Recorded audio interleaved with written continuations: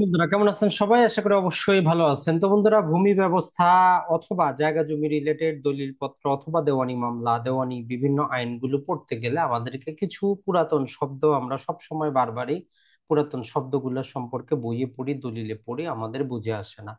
হয়তো আজকেও আমরা যে বাংলা ভাষায় কথা বলতেছি, আজ থেকে 50 বছর পরে তার 50% শব্দ আমাদের পরবর্তী প্রজন্ম বুঝবে না। তো যাই হোক, যেহেতু পুরাতন দলিলপত্র আমাদের বিভিন্ন কাজে আসে, আজকে আমরা মোটামুটি অনেকগুলা ট্রাই করব আপনাদের সাথে তুলে ধরার জন্য যে এই শব্দগুলা দ্বারা কি বোঝায়। সর্বপ্রথম দেখবেন যে ভূমি অফিসে অথবা বিভিন্ন জায়গায় পুরাতন আইনজীবী বলবে যে রায় তামিল করার জন্য দেয়া হয়েছে অথবা রায় তামিল হয় নাই। রায় তামিল হয় নাই বলতে অথবা রায় তামিল বলতে বোঝায় যে আদেশটা দেওয়া হয়েছে অথবা যেই রায়টা দেওয়া হয়েছে অথবা যে কথাটা বলা হয়েছে সেই কথা মোতাবেক এখনো কাজ করা হয় নাই। তাহলে রায় তামিল, তামিল মানে হচ্ছে সেই মোতাবেক কাজ করা, সম্পন্ন করা, শেষ করা। এরপরে বলবে, দেখবেন যে যে এটা তামাদি হয়ে গেছে। তামাদি হয়ে যাওয়ার মানে হচ্ছে আপনার কাছে যে একটা নির্দিষ্ট সময়সীমা ছিল একটা মামলা দায়ের করার, ধরেন যে আপনার 1 বছর, 2 বছর, অথবা আপিল করার জন্য 30 দিন, 60 দিন, 90 দিন, 6 মাস, ওই সময়টা পার হয়ে গেলে তখন আমরা বলি যে আপনার তামাদি হয়ে গেছে, দাবিটা, অধিকারটা, মামলাটা।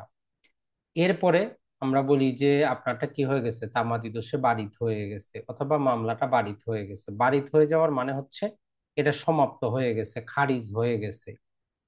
এরপরে আমরা অনেক সময় যখন আমাদের দলিলের মধ্যে একাধিক ব্যক্তি থাকে তখন কে কত অংশ বিক্রি করতেছে, তো সেখানে দলিলে আমরা একটা শব্দ পাই, সেখানে লেখা থাকে যে হারাহারি।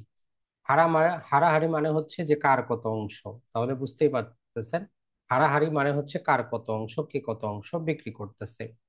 এরপরে যদি আমাদের কাছে কোনো খতিয়ান থাকে, খতিয়ানের ক্ষেত্রে আমরা যে শব্দটা পাই সেটা হচ্ছে হিস্সা বা অংশ বা পার্সেন্টেজ। অর্থাৎ একটা খতিয়ানে যদি 4 জন মালিক থাকে তাহলে কার পার্সেন্টেজ কত, কে কত অংশের মালিক, কে কত হিস্সার মালিক। এরপরে দেখবেন যে দলিলের মধ্যে যে ক্ষেত্রে দলিল লেখক স্বাক্ষর করেন একটা কলাম থাকে, সেখানে লেখা থাকে যে দলিলটা 4 ফর্দে, 5 ফর্দে, 6 ফর্দে লিখিত। এর মানে হচ্ছে যে পাতা মানে দলিলটা কত পাতায় লিখিত, এই জিনিসটাই ফর্দে মানে বোঝানো হয়। দলিলের মধ্যে আরেকটা কলম থাকে, কৈফিয়ত বলে কলম থাকে। এর মানে হচ্ছে যে দলিলের মধ্যে যদি ভুল ভ্রান্তি হয় সাবমিট করার সময় বা সাবমিট করার সামান্য পরে যদি দেখেন তখন কোথায় কি ভুল হয়েছে সেটা ওই কৈফিয়ত কলমে লিখে দলিল লেখক স্বাক্ষর করে দেন, যেগুলো পুরাতন অনেক দলিল আপনি পাবেন। তো কৈফিয়ত মানে হচ্ছে ভুল ভ্রান্তির স্বীকারোক্তি বা ভুল ভ্রান্তির দিক নির্দেশনা, যে ভুল ভ্রান্তিটা কোথায় আছে।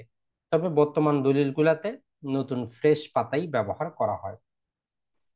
এরপরে একটা শব্দ পাবেন বদর। বদর মানে বদরের যুদ্ধ কিন্তু না, এই বদর মানে হচ্ছে জরিপ কাজে আপনার যেই জমিটার নকশা প্রস্তুত করা হয়েছে ওই নকশা মোতাবেক আপনার সম্পত্তিটা হয়তো না, হয়তো আপনার আরেকটু সম্পত্তি অন্য দাগ থেকে কাটতে হবে, তখন বলা হয় যে বদর করতে হবে। এই জন্য একজন বরদর আমিন, সর্দার আমিন, চেইনম্যান, 3 জনের সমন্বয় কি হয়, সাধারণত জরিপ টিম গঠিত হয়। এই বদর, বদর মানে হচ্ছে যে নকশায় যে ভুল সংশোধন করা হয় দাগগুলোকে ছোট বড় করে, সেটাকে বলা হয় বদর। এই জন্য এই ক্ষেত্রে একটা কথা বলে রাখি, জরিপ কাজে আপনার কাছে যে খতিয়ানটা আসবে সেই খতিয়ানে যে দাগ নাম্বার গুলো থাকবে সেগুলো অবশ্যই অবশ্যই ট্রেসিং করে আপনি সেই অবস্থায় দেখে নেবেন যে আপনার দাগগুলো ঠিক আছে কিনা। এরপরে আমরা একটা শব্দ পাবো, এটাকে বলে যে কাতে। কাতে মানে অংশ। যেমন আপনার ধরেন যে 50 শতক সম্পত্তি আছে, আপনি 25 শতক বিক্রি করতেছেন, তখন বলা হয় যে 50 কাতে 25, মানে 50-এর মধ্যে 25 শতক। এর মধ্যে আমরা একটা শব্দ পাবো যেটাকে আমরা বলি যে মৌর্ষি। মৌর্ষি মানে হচ্ছে যে পূর্বপুরুষের বংশ পরম্পরায় যে প্রপার্টি, যে সম্পত্তি, যে ল্যান্ড আমাদের কাছে আসে, সেটাকে আমরা বলি যে এটা হচ্ছে মৌর্ষি মূলে আমি মালিক, আমার কাছে কোনো দলিল পত্র নাই। আপনার সিএস খতিয়ানে আপনার দাদা মালিক, এস এ খতিয়ানে আপনার বাবা মালিক, আর আর এস খতিয়ানে আপনি মালিক, কোনো দলিলই নেই, তো তখন লেখা হয় যে এটা মৌর্ষি মূলে সম্পত্তি। এরপরে কিছু অঞ্চলে যে টোটাল খতিয়ানে বা দলিলে যতটুকু জমি, যেমন আপনি 90 শতক জমি বিক্রি করতেছেন, তো লেখা থাকে যে মুয়াজি 90 শতক, মানে মোট জমির পরিমাণ। এরপরে দেখবেন যে পুরাতন দলিলে কস্যযোগ জমা লেখা থাকে। কস্যযোগ জমা হচ্ছে যে আসলে আমরা কি করি, যেমন আপনাদের কারো যদি নাম জানা থাকে, বারবার নামের পরিবর্তে আমরা আপনি, তুমি, তুই এই শব্দটা ব্যবহার করি, তার নামটা কিন্তু আমরা জানি বারবার ব্যবহার করি না। তো এখানে এই কস্যযোগ জমা মানে ওই দলিলে যার নাম লেখা আছে ওই ব্যক্তির। তো জোত মানে হচ্ছে যে খাজনা, জোত নাম্বার মানে হচ্ছে হোল্ডিং নাম্বার। তাহলে জোত মানে হচ্ছে খাজনা দেওয়ার মাধ্যম বা খাজনা দেওয়ার নাম্বারটা, জোত নাম্বার মানে খাজনা নাম্বার। আর জোত মানে নর্মালি ওই খাজনাটাই আমরা বুঝাই, যে যেখানে খাজনা দেওয়া হচ্ছে। ওই জন্য পুরাতন দলিল খতিয়ানে আপনি দেখবেন যে বলা হচ্ছে যে জোত নাম্বার কত। এরপরে সাবকবলা বা সেল ডিড যেটা, এটাকে আমরা বলি যে কাওলা। কাওলা মানে হচ্ছে কবলা, অর্থাৎ দলিল রেজিস্ট্রেশন করার সময় আমরা যে সেল ডিডটি রেজিস্ট্রেশন করি অঞ্চল ভেদে এলাকা ভেদে, একে বলা হয় কাওলা, কবলা, সেল ডিড।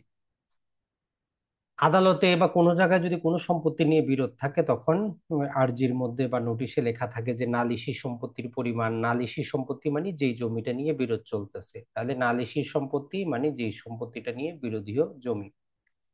তর্কিত সম্পত্তি আর নালিশি সম্পত্তি একই জিনিস। তর্কিত সম্পত্তি মানে বিরোধীয় সম্পত্তি, নালিশি সম্পত্তি মানে বিরোধীয় সম্পত্তি, যে সম্পত্তি নিয়ে কে চলতেছে, বিরোধ চলতেছে। মোকাম মানে হচ্ছে স্থান, জায়গা অথবা আদালত অথবা দোকান, যেটা আপনার অবস্থা ভেদে। যেমন আদালত আরজি লেখার সময় লেখা হয় যে মোকাম সহকারী জজ আদালত শরীয়তপুর, মোকাম আপনার দোকানের ঠিকানা, এরকম। আরেকটা হচ্ছে যে হাল খতিয়ান। হাল মানে হচ্ছে বর্তমান, খতিয়ান মানে হচ্ছে খতিয়ান এখনকার যে খতিয়ানটা। যেমন এখন বিআরএস খতিয়ান চলতেছে, এটাকে বলি আমরা হাল খতিয়ান। তো বিআরএস এর আগে যেটা ছিল আরএস খতিয়ান, ওটাকে বলি যে আমরা সাবেক খতিয়ান। সাবেক মানে পুরাতন, হাল মানে হচ্ছে নতুন। এরপরে যিনি সম্পত্তি বিক্রি করেন তাকে শনাক্ত করার জন্য, দলিলে ভেরিফিকেশন করার জন্য একজন ব্যক্তিকে ডাকা হয়, যেটা পুরাতন দলিলে ইসাদি বা শনাক্তকারী হিসাবে চিহ্নিত করা হয়। নর্মালি ইনি কি করেন, বিক্রেতাকে শনাক্ত করেন।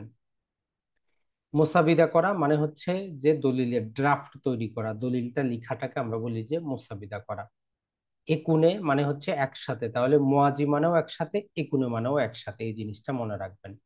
ওই যে কস্যযোজমা যেরকম পুরাতন দলিলে শব্দ পাই, এরকম আমরা শব্দ পাবো পত্র মিদং, কস্যযোজমা।